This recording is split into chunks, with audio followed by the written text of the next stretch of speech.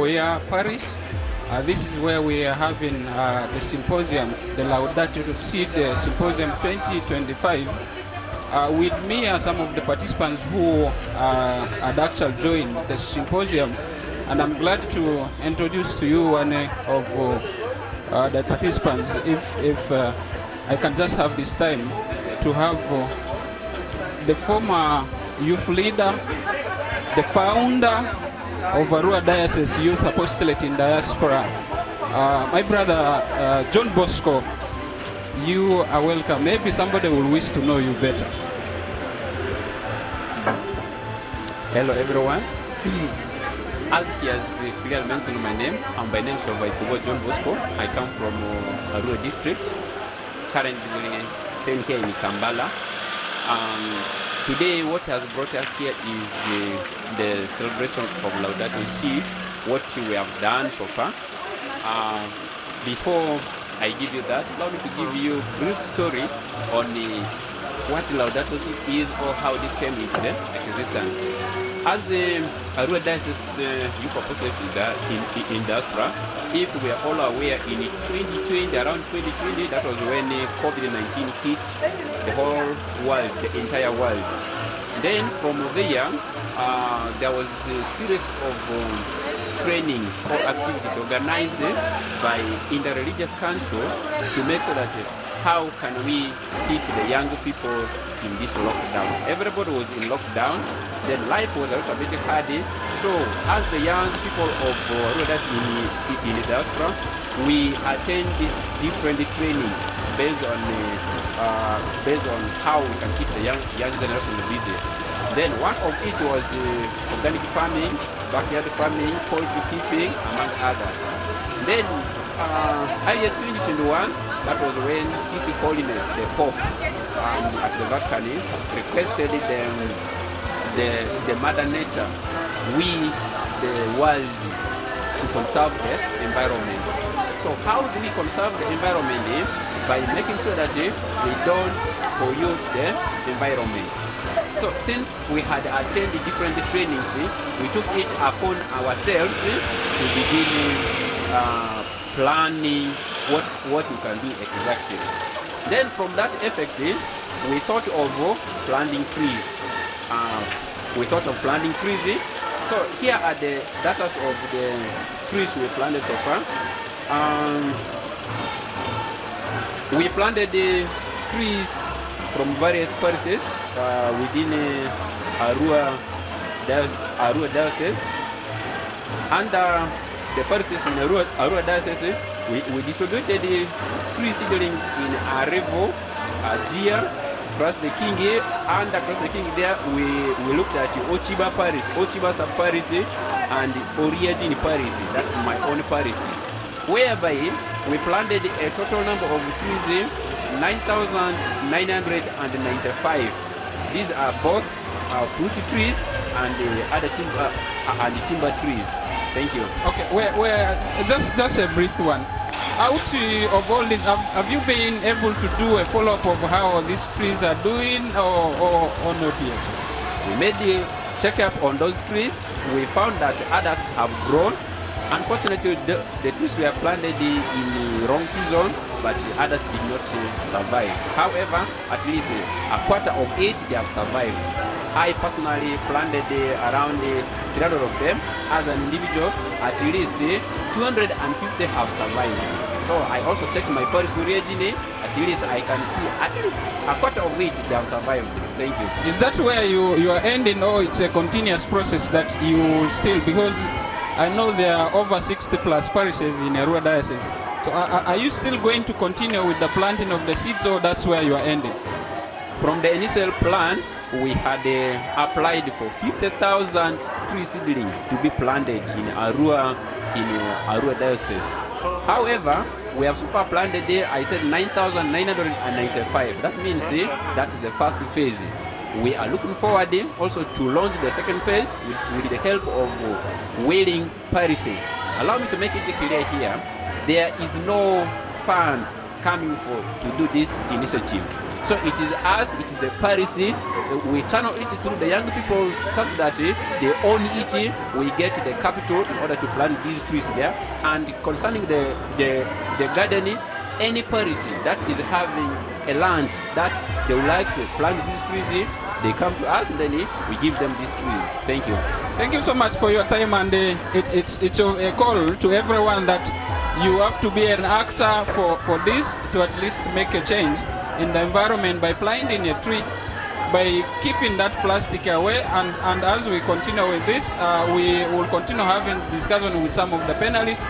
Thank you so much for your time.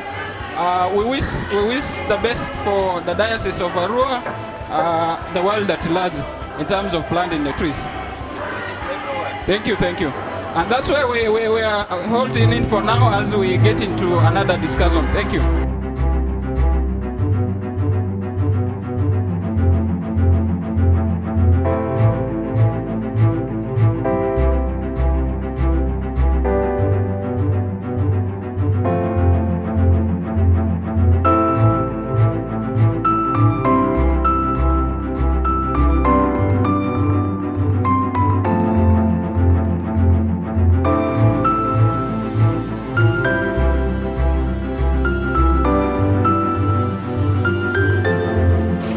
Thank you. You're watching Mbuya Gallery TV. I am Augustine, your host. With me, I have Dr. Henry Tamale. As we continue with the symposium, he was one of the key speakers, and I got tasked today.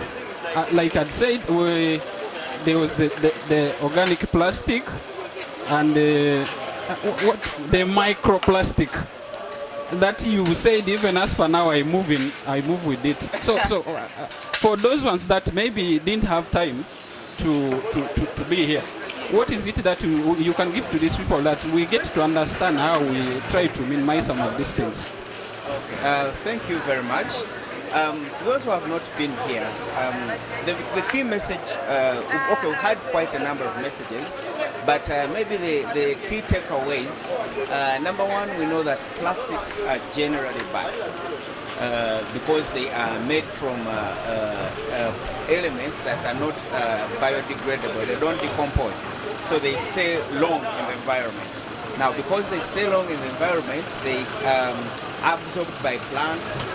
Then the plants are eaten by the small particles, the small fish, and then the small fish are eaten by the bigger fish. Then we eat the bigger fish, and so we end up with the plastics in our bodies. Then we also breathe in a lot of particles of plastics. You can see even this car, the exhaust fumes, and even the tires, they keep on releasing, small plastics. So in one way or the other, small particles of plastics end up in our bodies.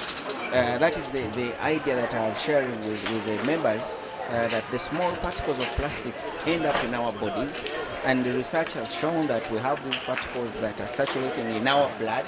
About 80% of the people who were tested, they found them to have these microplastics. The microplastics are less than 5 millimeters, so they are very, very thin. And then we have nanoplastics that are even thinner and smaller than the microplastics. Then we've seen them in the placentas of women who have delivered. When they check the placenta, they find there are some microplastics there in the lungs of people, and they cause a lot of things. One of the key things that has been postulated is the miscarriages. So some women tend to miscarry because the plastics are too many in their bodies. There are infertility issues because of the phthalates. Some compounds that are found in the plastics are also endocrine disruptors. In simple terms, our bodies have hormones that make us men or make the others women. Now, these plastics they copy the way those hormones work, and then they change our bodies. Then we start getting diseases like diabetes. We start getting problems with being fertile. We cannot make women pregnant. Women cannot get pregnant. Men are producing very little sperm and of poor quality, and people are not concentrating. There's been shown some problems with the brain development. these young ones that are exposed to plastics, a lot end up not growing properly. So it becomes a really big issue. What besides all this? What is the hope that you can give for us, a person like me, which now I know I have, What is the hope that you are giving me to go home with, that there is still a possibility that I can maybe still live longer or change things for the people who are coming up? Yeah, it's not all doom and gloom. Number one, we have to admit we have a very huge plastics challenge. It's very big, and the problem with Uganda is we don't have enough data. Okay, but it is a very big problem. But there are things that we can do. We need, because it is up to you and me to save our environment. It is the one we are living in. So it is not ours. We inherited it from our parents and grandparents. We must keep it safe and pass it on to the next generation when it is clean and safe for them. So we need to embrace a lot of things, reduce the use of plastics. You surely got it from the doctor. Maybe your names once again and your last words to the viewers. My name is Henry Duke Tamale, and of course I am at Makerere University as a student there, doing also research in herbal medicine development. I also work with Meishoku Life Clinic, where we do whole body functional medicine. We treat the entire body using all the available means. That is, we use food as medicine, we use nutrition as medicine, we use exercise, we use homeopathy, and also massage. And yeah, my last word to the people is, let us make sure that we keep our environment safe. And the best way to do that, let us minimize the use of plastics. You're going to the shopping mall, carry your own bag. Don't accept the kavera from the shopping mall. You're going to the market, carry your own bag. Don't accept the kavera from the market. So that way, you're coming from home, carry your own water bottle. Okay, that is made of aluminium or glass. Okay, don't keep on buying these plastic bottles, because you're ending up throwing them and then they end up polluting our environment. That's my last one. You are talking of you being a researcher in herbal. So now are the herbal things okay? Because now I've seen you are talking of plastics not being good. But again, I've seen these herbal, most of them, they are in plastics. That is the other worry that I have also elucidated in the symposium that we just had, that much as many herbalists are saying these are good, these are what, they are also packed in plastics. Okay, so I want to challenge the herbalists to, number one, change their packaging. Look for other packaging that are not plastic, but also, where are you buying these herbs? Where are you getting them? Is the garden or the farm you are picking these herbs from before you process them? Is the garden safe? Are the herbs not polluted? Are they not contaminated with other things? Because that also affects the quality of the herbal medicine you're going to produce. So it is also a huge challenge, and we are working hard to make sure that even these herbalists get to know that we have a very huge plastic problem, from where we are getting the herbs in the gardens and the wild, and then to how we are processing them, and then how we are packaging them in these plastics. And we are all now contributing to the plastics problem. Yeah, so that's my take. Thank you so much, Doctor. Like he said, it starts with you by minimizing. Either you carry your water bottle from home, which is not plastic, that you have to minimize buying the 1,500 plastic water bottles to avoid throwing them anyhow. Two, get your bag from home. Go to the supermarket or whatever market, buy your things, put them in the bag, not in that kavera they will give you. By this, our environment slowly will be safer. It's a pleasure having you today.